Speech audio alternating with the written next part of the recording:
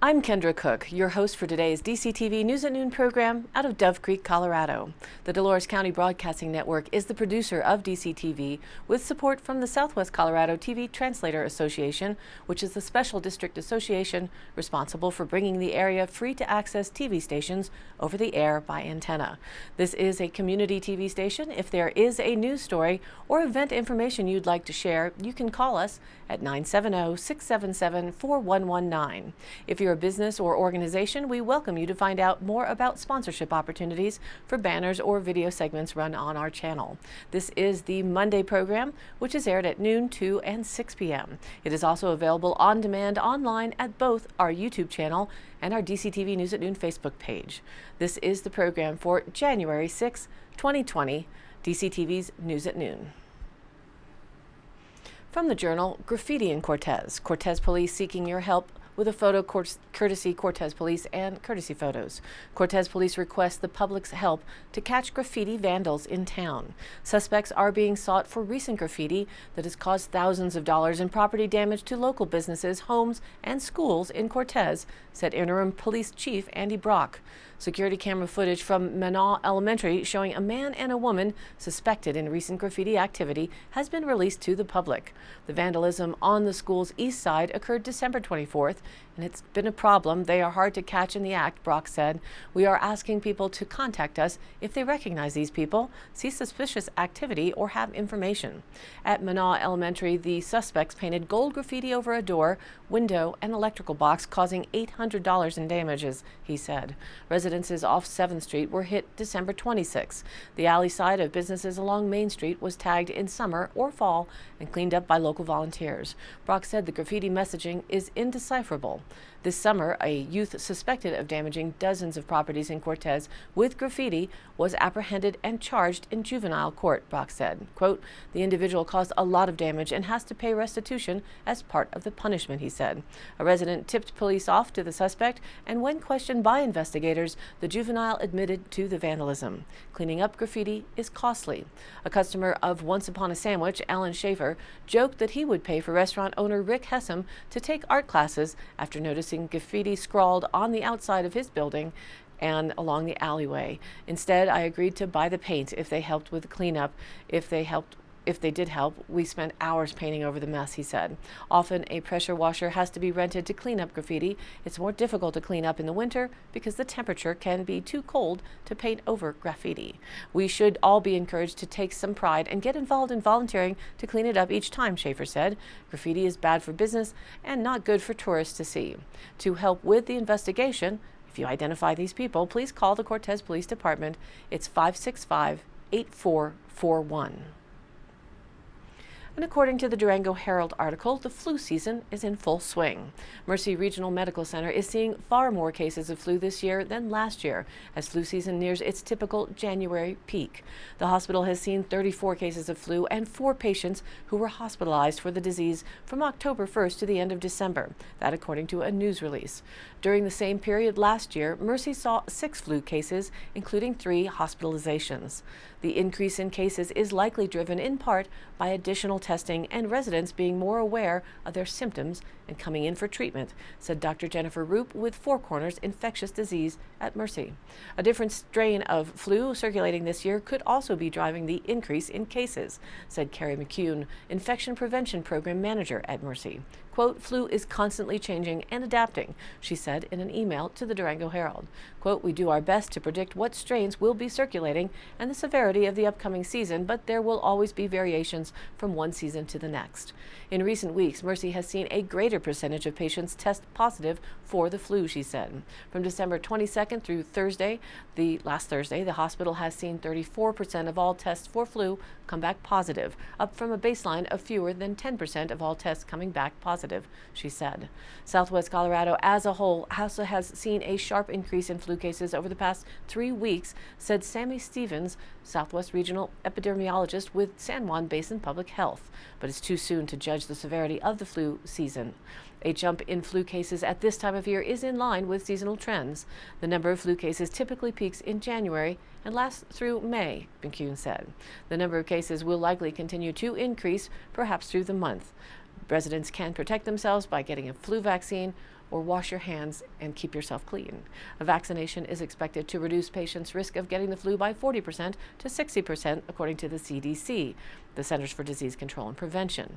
Those experiencing severe flu symptoms such as shortness of breath, an inability to stay hydrated, and a high fever near 102 or 103 should seek care in the emergency room, Roop said. Those with moderate symptoms, such as fatigue and fever, can seek care at an urgent care clinic, she said. Quote, "Don't ignore your symptoms, thinking that it's just a cold."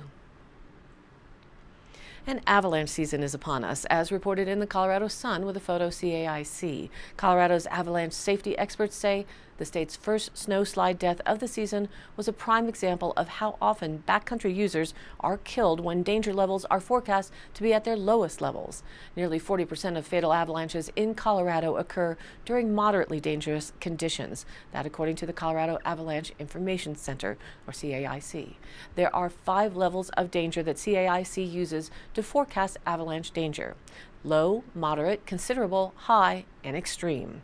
When danger is low, there may be places out there where you can trigger an avalanche that kills you, but they are relatively hard to find, said Ethan Green, the director of the CAIC.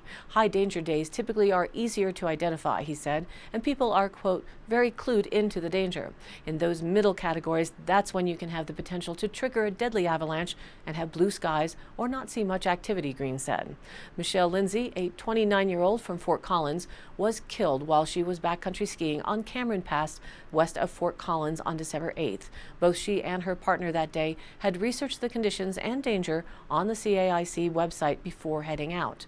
CAIC forecasters that day had warned backcountry users to be wary. The agency's final report on the slide noted that the pair, quote, felt that they had enough backcountry skills to travel at that danger level in an area that they had been over a dozen times prior. Their initial plan was to stay below treeline, where avalanche danger that day was lower, but because they felt good, they decided to go higher into an area where the danger was listed as moderate. Green said what happened to Lindsay and her partner is something avalanche experts have seen before. They tend to think, oh, it's moderate. I've been out on other moderate days, and so today is like those days, he said. The group found Lindsay, who was upright but fully buried with her head under about 2 feet of snow. They were able to dig her out, but it took more than 15 minutes, the general survival limit for someone buried in an avalanche. The CAIC says that although the snowpack was thin where Lindsay and her partner began their descent, there were wind-loaded sections of mountain below them. Also, the area where she came to rest was in a gully, which provided a, quote, bench for the snow to accumulate feet deep, enough to bury her. In all, the avalanche was about 300 feet wide and ran about 420 vertical feet. 6 people on average are killed in Colorado avalanches every year. Last year, 8 people were killed. And now let's take a look at our local weather outlook. Today is sunny with a high near 32 degrees, with those north winds around 5 miles an hour, keeping the wind chill in effect. Tonight, mostly clear skies with a low around 14 degrees. North-northeast winds remain around 5 miles an hour, becoming calm in the evening. And again for Tuesday, sunny with a high near 34. Calm winds becoming south around 5 miles an hour. Then Tuesday night, we'll see some increasing clouds with a low around 18 degrees. Southeast winds around 5 miles an hour. And then warming up a tad for Wednesday, partly sunny with a high near 37. But those south winds at 5 to 10 miles an hour with gusts as high as 20 will make Wednesday feel a bit blustery. Wednesday night, partly cloudy with a low around 15, and our next chance for precipitation is set for this Thursday. Snow showers likely, mainly after 11 a.m., mostly cloudy with a high near 31 degrees. That chance of precipitation sits fairly high at 60%. For Thursday night, a continued chance for snow showers, mostly cloudy, and a low around 15. That storm dwindles off for Friday with a slight chance of snow showers before 11 a.m. Friday morning, but mostly sunny with a high near 28 degrees. And Friday night, mostly clear with a chilly low around just 8 degrees. For the weekend, it's iffy if we will see some more light snowfall. Saturday, mostly sunny with a high near 29, and possibly Saturday night, a chance of snow showers comes in, mostly cloudy with a low around 15 degrees. And Sunday, the chance for snow showers will be there as well. We'll know more about this on how it will impact our area later on in this week. And now, back to the news. Reported by the Durango Herald, a Durango man accused of drawing a swastika on a construction project at Three Springs subdivision this summer was sentenced Tuesday to a year of probation, 40 hours of community service, and was ordered to pay court fees and restitution. Last May, the Durango Police Department responded to a report of 3 homes vandalized in Three Springs, finding graffiti that included an image of a swastika, the words "Crip" and "gangbang," as well as, quote, markings of a sexual nature, according to arresting documents. Officers also found evidence of drywall slabs that were screwed together and a stereo that was damaged. Surveillance cameras captured a man identified as River Anderson, then 18 years old, near the area.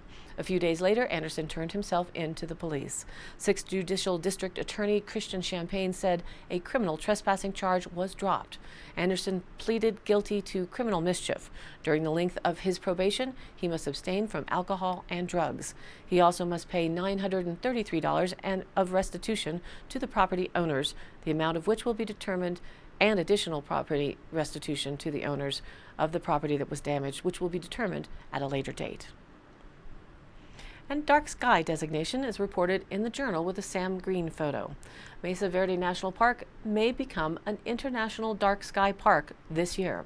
The Mesa Verde National Park Museum Association has been working on its application to receive the designation since 2015, and it plans to submit the application this month, said David Quinn, sales manager with the Museum Association, the nonprofit partner that operates the park's bookstore and helps with fundraising efforts. The designation would support night sky programs at the park and improve visitors' experiences, the applicants say, and it brings Mesa Verde into the international movement to curb light pollution. Quote, "It's important," Quinn said. "It's a pollution like any other pollution."